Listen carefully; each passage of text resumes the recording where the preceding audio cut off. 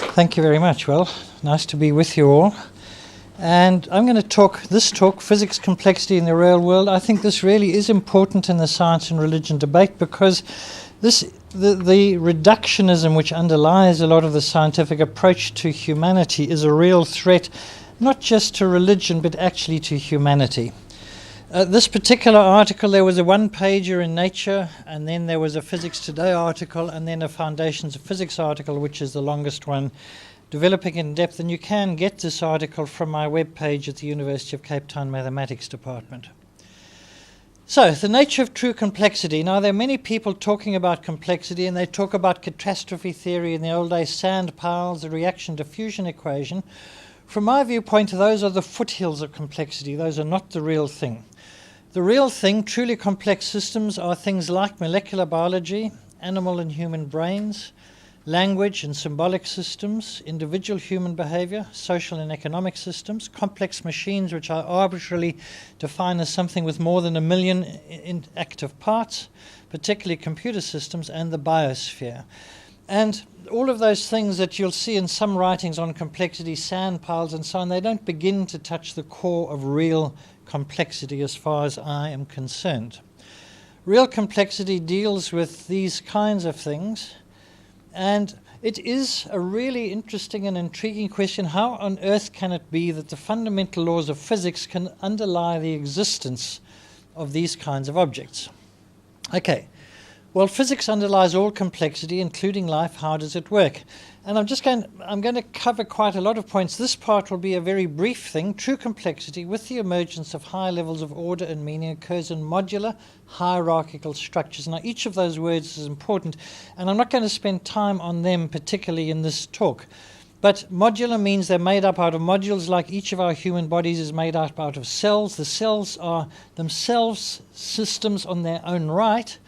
Hierarchical, I'll talk about that in length, that I will talk about, and they are structures. They are structured in highly complex ways, which is a purposive way of being structured. Now, this is the way that complexity is built up, because it's the only viable way of building up real complexity on the basis of the underlying physics. And people like H.A. Simon, the Nobel Prize winner, have written about this in an interesting kind of way. A hierarchy is going to be what we're talking about. There are many levels of structure built upon each other. We'll look at the examples in a minute. It represents a decomposition of a complex problem into parts and into processes to handle those parts. And the point about this, breaking up a complex system into modules in a hierarchical structure, each module handles much simpler problem than the system as a whole. And you put together little modules that each handle a simple part of the thing, you put them together, and then you can handle really complex things. And you see this very clearly in computers. Each part requires less data and processing, and if you think of subroutines and subroutines, each subroutine is a part which does a little thing, you put them together, now you get a subroutine, you put them together, you get the whole program, and then you can do complex things. So each part requires less data, simpler processing, more restricted operations than the problem as a whole. And in the hierarchy, each level is a different level of abstraction, each built upon the other and each understandable by itself. So here's the basic hierarchy. Particle physics at the bottom, quarks and electrons, neutrinos interacting. Put them together appropriately, you get atomic physics. Put that together appropriately, you get chemistry. Put that together, you get biochemistry. Put that together, you get cell biology. Top of that, botany, zoology, physiology. On top of that, psychology. On top of that, sociology, economics, politics. Oops, sorry. It's not. There we go. And the point about it is, the reductionist view, this underlies that, this underlies that, this underlies that, and so on. So therefore, particle physics underlies psychology and sociology. If you just understood particle physics, then that's all you need to know. Everything else is just a consequence. Okay. And there are some people who actually believe that. Okay, so this is the hierarchy of structure, and in terms of what I was just saying, each level is a different level of abstraction built upon each other. Each level uses a different language. There are different words. Here the words are neutrons, quarks, so on. Here the words you'll be talking about atoms and molecules. Here you'll be talking about membranes, and here you'll be talking about systems and so on. There's a different language, and the language at this level is simply unable to cope with that level, and vice versa. And that's because they're different levels of abstractions, all describing the same system. Now, complex emerges in three different ways. Firstly, in the evolutionary history of the universe and the world. Once upon a time, complexity didn't exist. Way back at decoupling, there weren't any animals because all you had was just primeval gases. On the history of the surface of the Earth, in early times, they were just simple cells. They weren't giraffes and elephants, and so on. Secondly, emergence takes place in each being, in each living being. Once upon a time, each of us was a single cell. That cell multiplied, divided, and then the cells differentiated. So emergence takes place in the history of the universe, in the history of the world, in the developmental history of each living being, and thirdly, in the functional nature of each complex object, which is what I was really talking about in the last one. The different levels are built up out of components that do not have higher level properties. We're each built up out of protons and neutrons. They do not have the higher level properties that emerge. So these are the three different aspects of emergence. Emergence in terms of evolutionary history of the universe and the world, in terms of the developmental history of each being, and in terms of the functional nature of each complex object. Now, there's bottom-up and top-down action, and this is the key kind of first major theme I want to talk about. Bottom-up action is when what happens at the higher levels is controlled by what happens at the lower levels, and this is the way microphysics underlies macrophysics. For instance, the kinetic theory of gases, you understand the properties of a gases by molecules interacting with each other at certain velocities and bouncing off each other.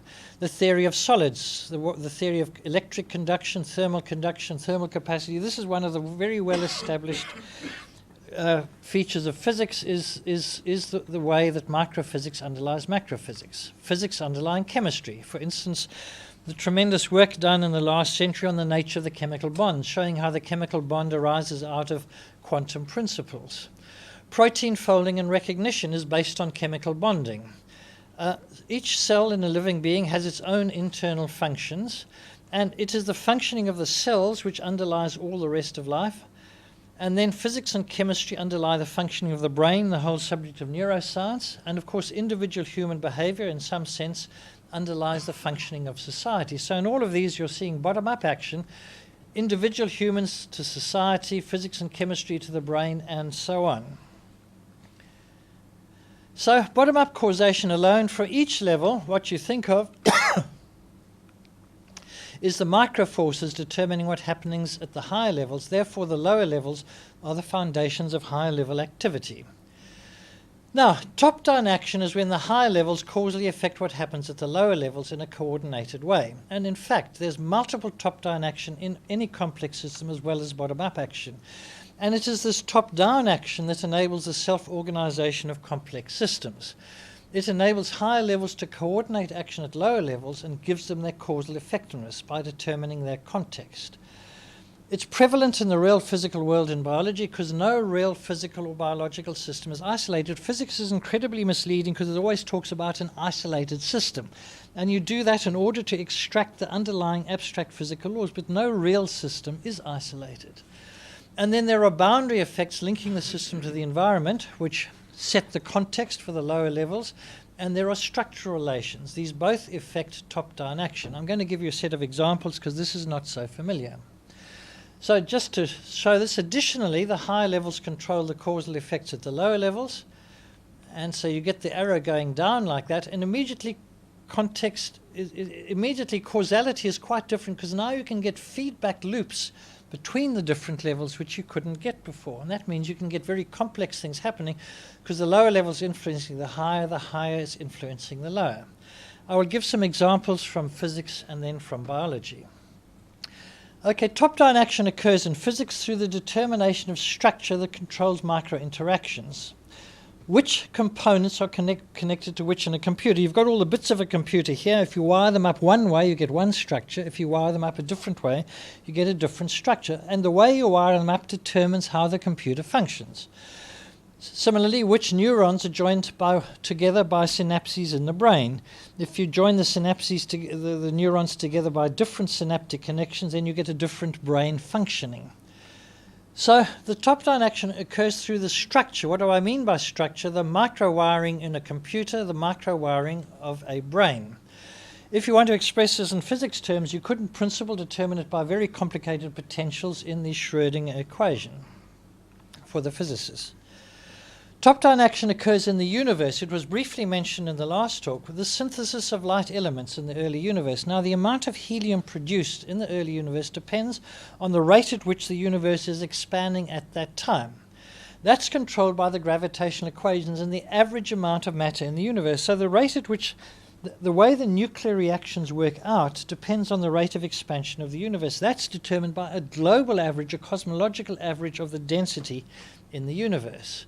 Thus, quantities at the cosmological level, namely the average density of matter in the universe, determines the products of detailed nuclear reactions, how much helium is produced, how much lithium is produced at the micro level. And that's the way in which context determines outcome. A different context gives you a different outcome, and that's top-down action.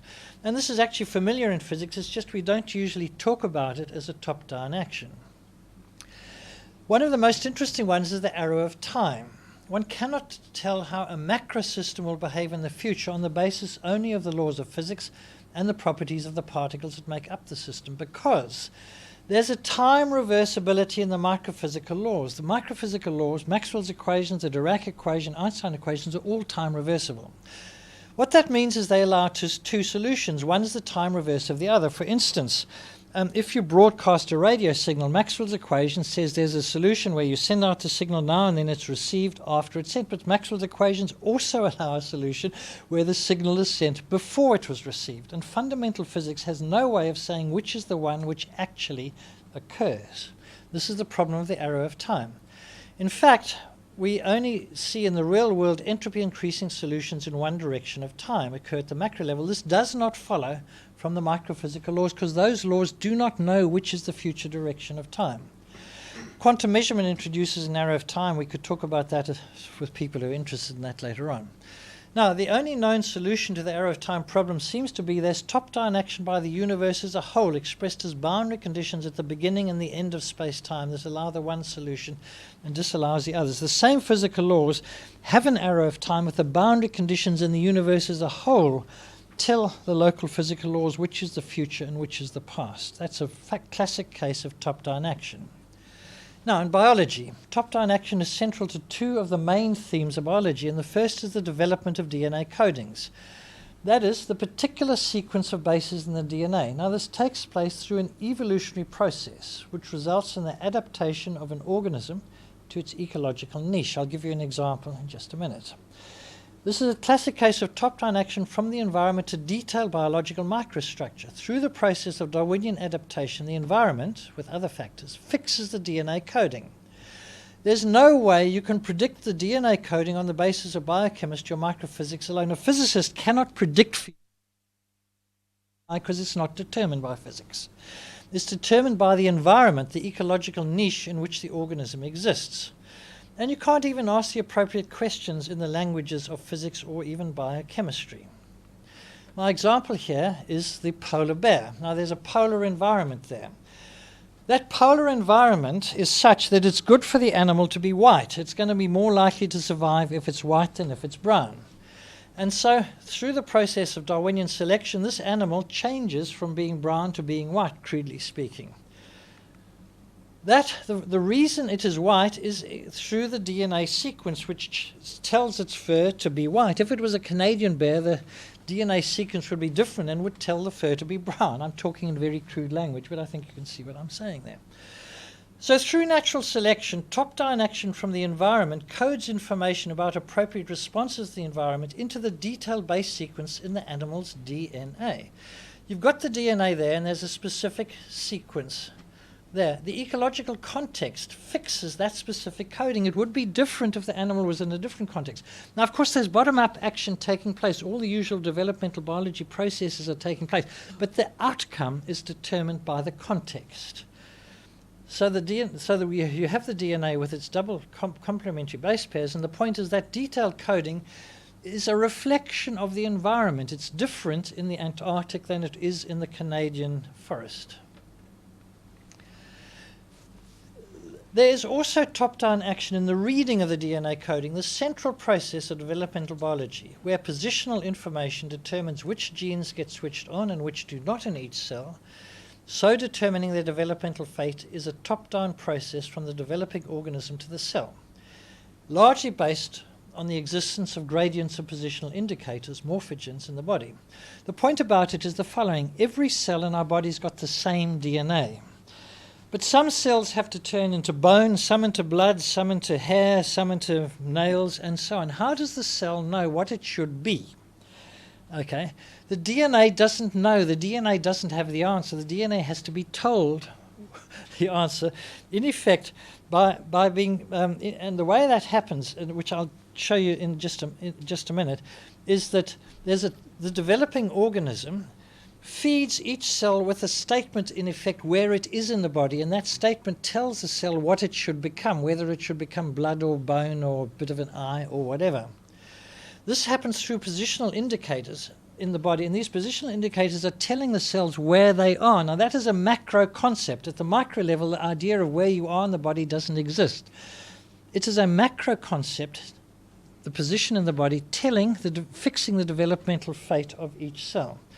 Without this feature, organism development in a structured way wouldn't be possible, for each cell has the same genetic material.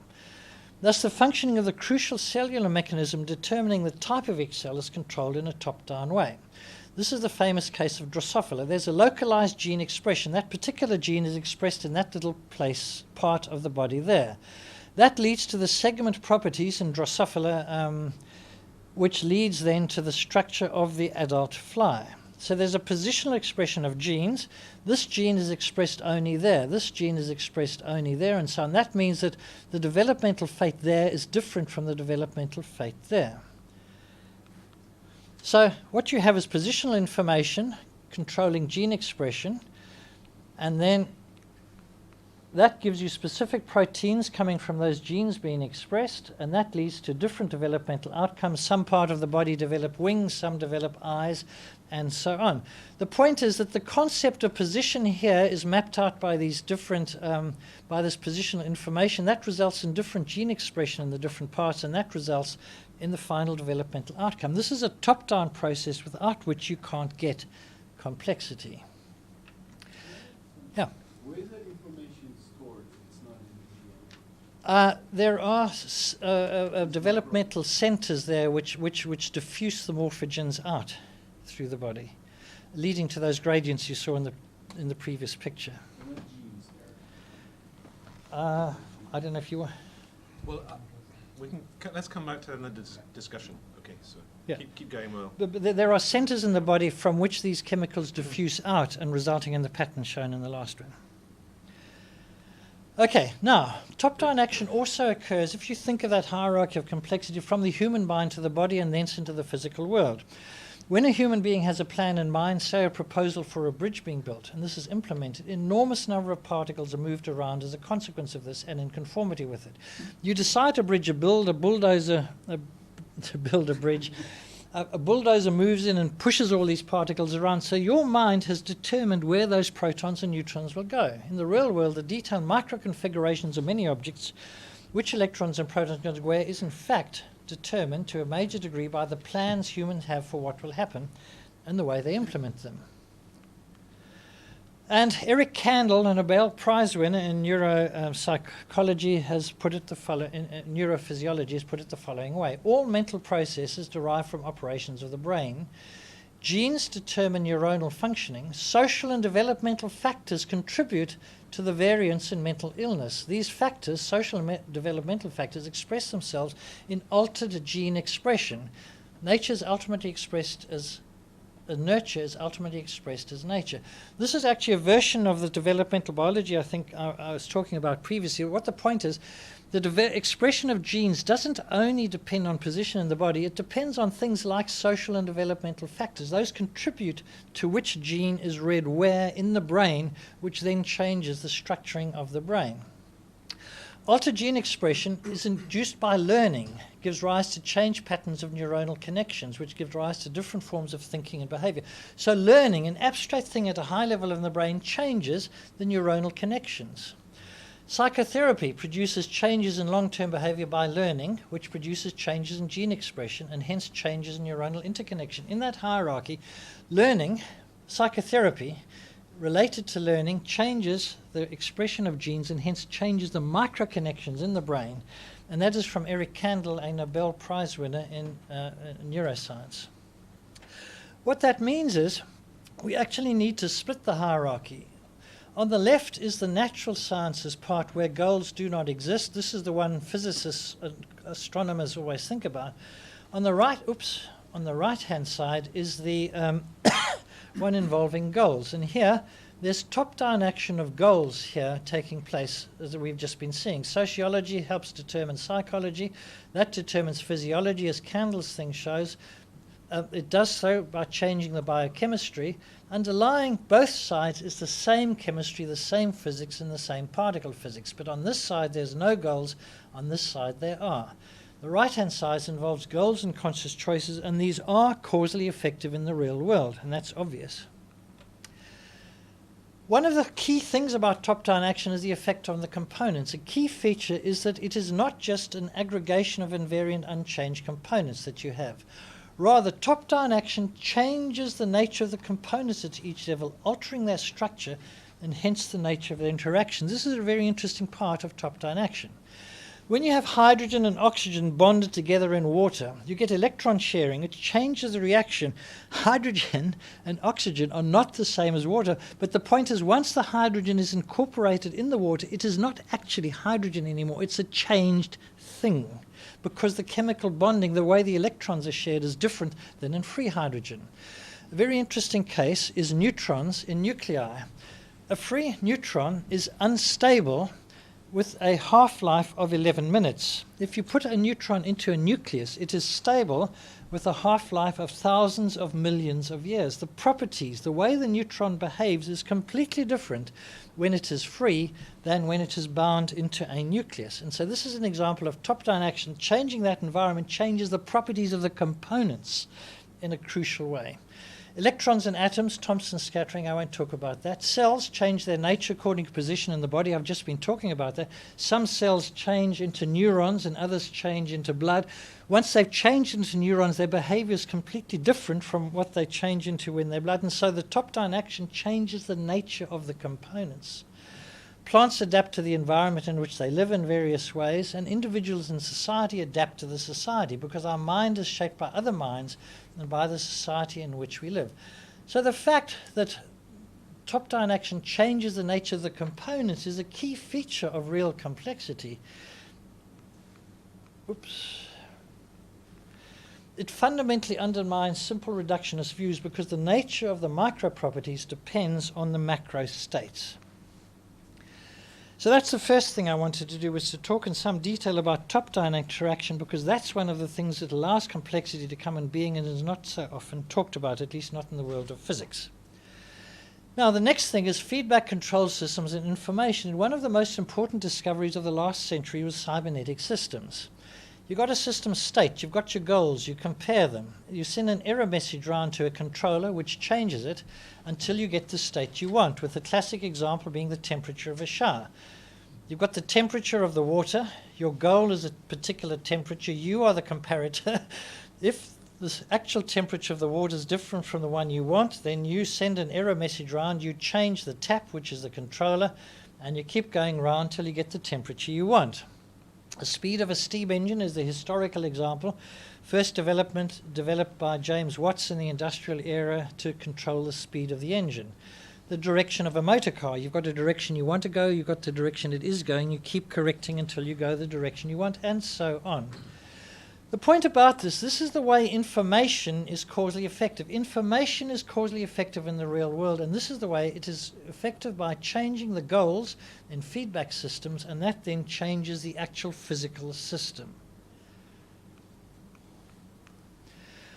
The series of goals in a feedback control system are causally effective. They embody information about the system's desired behavior or response, and all living systems are goal-seeking or teleonomic. And the crucial point I want to make is these goals are not the same as material states because they are desired rather than actual states. They will be represented by material states and systems that will make them causally effective, but they are not themselves physical states. And a complete causal description of what's taking place must take goals into account. They exist as emergent properties of the system. They're not embodied in any component on its own. The nature of causality is quite different when feedback control systems are guided by goals than in ordinary physics. In ordinary physics, we think of the physics plus the equations of state plus the initial conditions giving the outcome. So that's all your standard physics. In a particular case of a gas, there'll be some equations of state. Once you know the initial conditions, given the physics and the equation of state, you know the outcome. And so the way we normally think of this as physicists is initial conditions lead to outcomes. And computer systems are the same. I could do an analogous thing there where you have the physics, you have the computer, you have the initial and the programs, and the program leads to the outcome. And you have the program and the data, and then the data, given the computer and the program, then the data lead to outcomes. When you have feedback control, it's completely different. You've got the same physics, but here, instead of an equation of state, you've got physical structure of some kind. And you've got the goals of the system, and it's the physics plus the structure plus the goals that gives you the outcome. In the same way, for a given system, you can take the physics for granted and the structure for granted, and the goals determine the outcome. And the point about it is a goal-seeking system is exactly the opposite there. The goals will give you the same outcome irrespective of the initial conditions. It's the opposite of the standard physics system. The goals are there. The feedback system is there to damp out the initial conditions and to always give you the same result irrespective of the initial conditions. Like your temperature, 98.4 degrees Fahrenheit. You're ill if your temperature is not 98.4. And the system is designed to keep that temperature irrespective of the initial conditions and the environment. So the point about this, the outcome of a feedback control system is determined by the goals, not the initial data. And that actually is, of course, what makes it possible for us to have these higher level understandings. At the higher level, you don't need to know any of the structure. All you need to know is what are the goals, and you then know what the outcome will be, because that's the way a feedback control system works.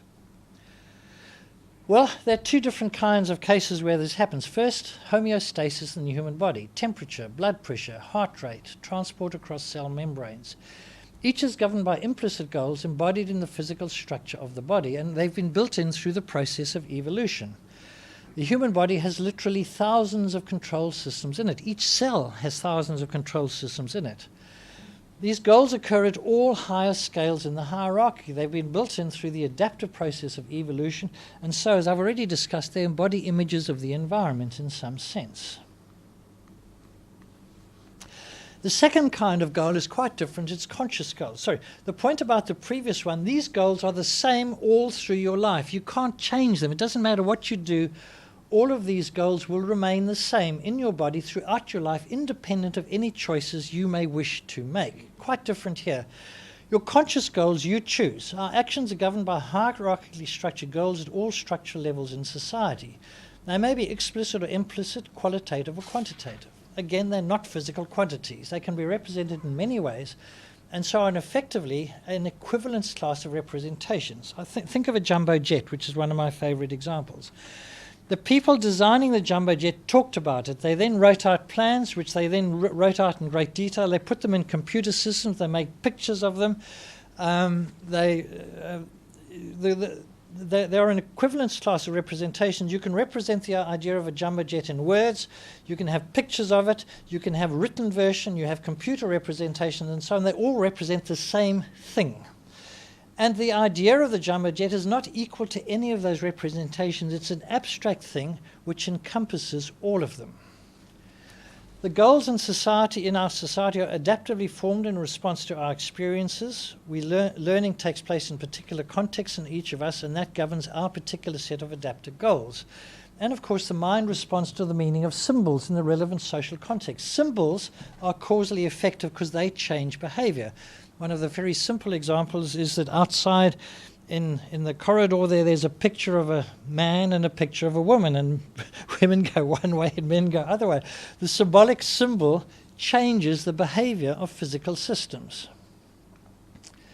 So consciousness has got these dimensions that are all separate dimensions that are causally effective. Rationality and understanding. Planning the jumbo jet was a rational procedure involving aerodynamics, involving metallurgy, involving understanding of fuels and control systems and a whole matter of stuff. So rationality and understanding leads to the physical thing of the jumbo jet. Feelings and intentions are also causally effective, because that jumbo jet wouldn't have existed unless someone had got emotionally fired up about it and gone out and persuaded other people to spend very large sums of money on building the jumbo jet. And social systems and constructions are also causally effective. Laws and money. Money is a classic example of a socially effective construction. A piece of paper can make an object, can be converted into a motor car. How can a piece of paper get converted into a motor car? Because it's a social construction. The money by itself has got absolutely no value whatever unless it's in that whole social context which gives it its value. In each of these cases, the concepts are not the same as the brain states. The concept of money is not embodied in any individual's brain. It's shared across a whole society. Each of these concepts can be represented in many different ways. They're all causally efficient because each of these affects the nature of physical objects. Their function is based on the neuronal structure. That's the way that they actually function, but they are not equal to any specific neuronal structure.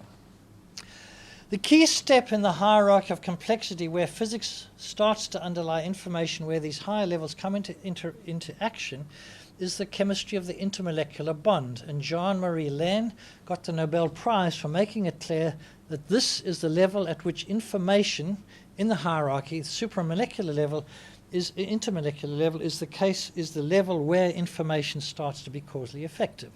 This is the level where self-organization starts to be directed by molecular information. This is where you can get programmed chemical systems and functional molecular devices, all the proteins recognizing each other and so on. It's at this level that you get information storage and readout via structural features of the chemical systems. They then form the basis for adaptive systems where error correction takes place and design meets selection. That enables evolutive chemistry, where the features acquired by adaptation are conserved and transmitted. And so it's the chemistry of molecular information, particular DNA, is the level where this starts. Now, the key point about causality in this context is that simultaneous multiple causality, interlevel as well as within each level, is always in operation in complex systems. Any attempt to characterize any partial cause as the whole, characterized by that lovely phrase, nothing but, is a fundamentally misleading position. And in my view, this is the essence of fundamentalism, claiming a partial truth is the whole truth. The little nothing but thing. You are nothing but chemicals. You're nothing but neurons. You're nothing but protons, whatever it is. This is very important in regards to claims that any of physics, evolutionary biology, sociology, psychology, or whatever are able to give total explanations of any specific properties of the human mind. Physics is a partial explanation. Evolutionary biology is a partial explanation. Sociology is a partial explanation. Psychology is a partial explanation. None of them is a total explanation. And what you get throughout the world of science is people trying to claim some one of these or other is a total explanation. That's fundamentalism, and it's wrong, because none of those by themselves give a total explanation. Each of these, physics, evolutionary biology, sociology, psychology, provide partial and incomplete explanations of the human mind. The key point about explanation is we take for granted most of the causes in operation in any situation. There's a whole lot of causes, always. And what we do is we take for granted most of them and ignore them, focusing on a particular item of interest that is needed to understand what happens, when the rest are taken for granted, but without which it wouldn't happen. So you've got a complex situation. There are many causes. And what we usually do is we focus on one or two things, taking everything else for granted. She died because I sent her to get some cigarettes from the shop.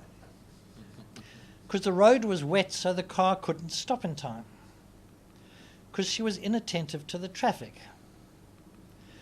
Because she saw her dog on the other side of the road.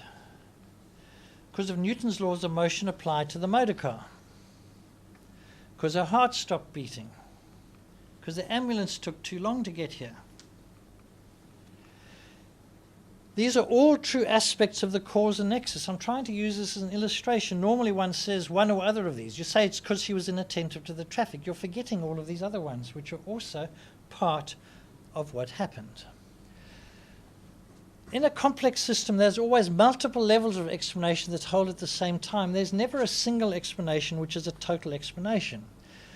So you can have a top-down system explanation as well as a bottom-up one, and they are simultaneously applicable. They both apply at the same time. And my favorite example is back to this aircraft. This jumbo jet is flying through the sky. Now, why is it flying? Okay. The bottom-up view, kinetic theory and Bernoulli's law. The wing is there, and the molecules go faster over the top than below. There's a lower pressure on top than below. That gives you a resultant force, and so it's the molecular pressure which holds the thing in the sky. So that's why an aircraft flies. Okay. The top-down view is the aircraft flies because it was designed to fly. And that is a very non-trivial statement. It cost someone a lot of money. They had to put together a team of people who knew about structure, who knew about aerodynamics, who knew about control systems, they knew about lubrication, etc., etc. It cost a lot of money to design. That's a highly non-trivial statement. And from this viewpoint, the reason a brick doesn't fly is because it wasn't designed to fly. The same level view, the aircraft is flying because the pilot's sitting there flying it. Why is it flying there? Because the timetable says there's a flight from Rome to London at a particular time of day. All of that is, again, highly non-trivial. Training the pilot is a long and expensive process. Setting up the timetable is a very complicated thing involving looking at finance and demand and costs and the whole kind of thing there. Each of these is highly non-trivial. The point about it is, when you say, why is the aircraft flying? It's flying because of the kinetic theory, Bernoulli's law. It's flying because it was designed that way. It's flying because the pilot is flying it. It's flying because the timetable says it should be flying.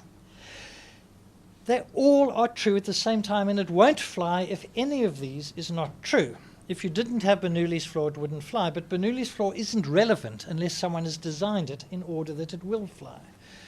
It won't be flying unless there's a pilot there actually making it fly, and so on and so on. And the point about this is that in real complex systems, you always have these multiple levels of causality, all simultaneously true and all relevant. It won't fly unless they all apply at the same time.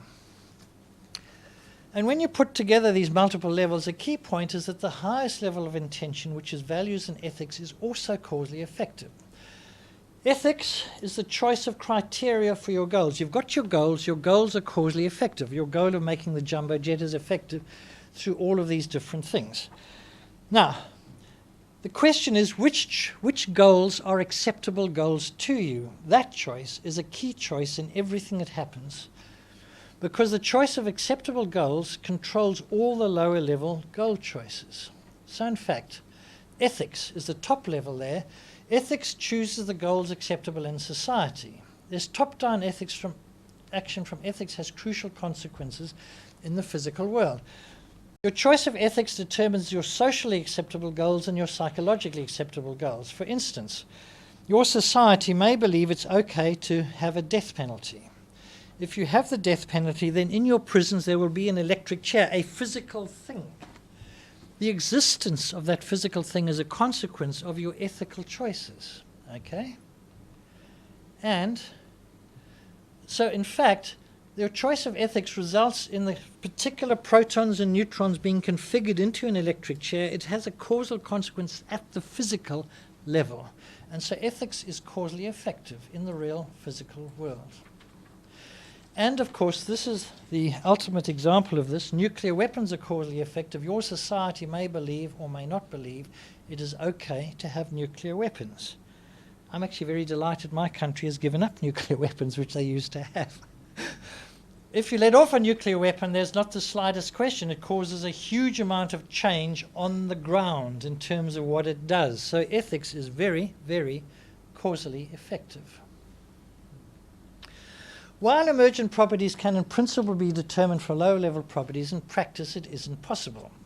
In principle, you can get chemistry from physics. If you've actually looked at this, you know it's a very problematic thing. You can get certain indications, but actually there are lots of gaps, even in determining chemistry of physics. Neuronal behavior from physics and chemistry. Alwyn Scott emphasizes you can understand neuronal behavior from physics and chemistry only if you put in phenomenological laws which apply at the higher level. Then you can understand it.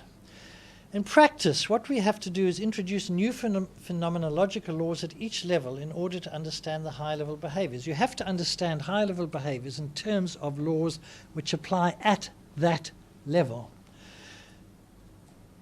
And these higher level laws are based in higher level descriptions of properties. They will use concepts which don't exist at the lower levels. For instance, the Hodgkin-Huxley equation can only make sense if you have ideas of potentials and of membranes, of things crossing membranes. Those are ideas which don't exist at the level of atoms. So there are effective theories at each level, not always directly deducible from the underlying theory, and it's through these effective theories that we attain understanding of the hierarchy of structure. For the physicists, the classic example is the Fermi theory of weak interaction. So, human thoughts and physics. Human thoughts can cause real physical effects. There's not the slightest question about that. This is a top-down action from the mind to the physical world, as I've been explaining in a lot of detail. It's not included in what physics deals with. An example is chess. Physics cannot predict the movement of chess pieces. That involves human volition. It cannot predict the choices that will be made. So if I'm here watching this scene, I'm a physicist. That doesn't give me any advantage over anybody else. Physics won't help me understand what's the next thing that's going to happen. Okay? You have to use concept of chess strategy, and you have to know about this person's mentality and a whole lot of stuff if you want to predict it. You have to use higher level concepts to get any explanation. And the point is, of course, the reason you need those higher level concepts is because they are actually causally effective.